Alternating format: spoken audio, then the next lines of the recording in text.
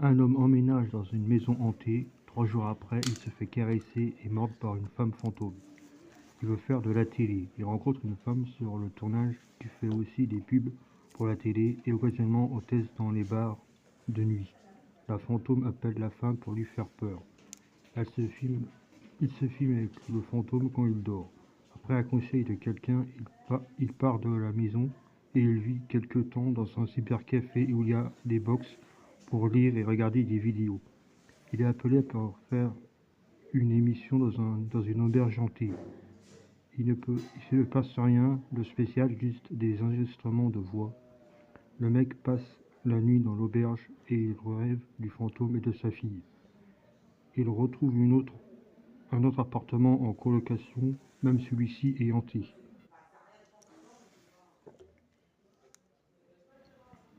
Il fait un Ouija avec ses colocataires, une pièce de monnaie se déplace tout seul sur la planche et du sang tombe du plafond. C'est un fantôme d'une vieille femme.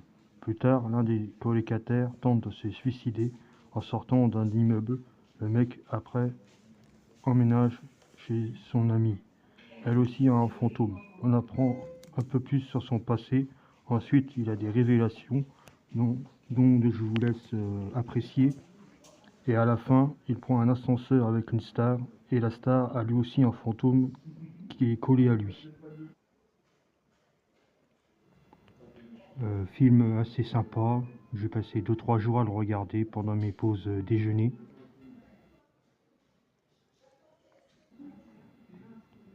Dans le film, il y a une poupée asiatique qui fait penser à Annabelle ou Chucky.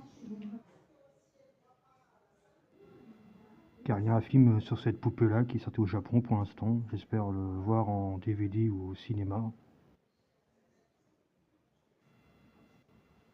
Le prochain film que je vais vous raconter, le résumé vite fait, c'est Good News sur Netflix, film coréen.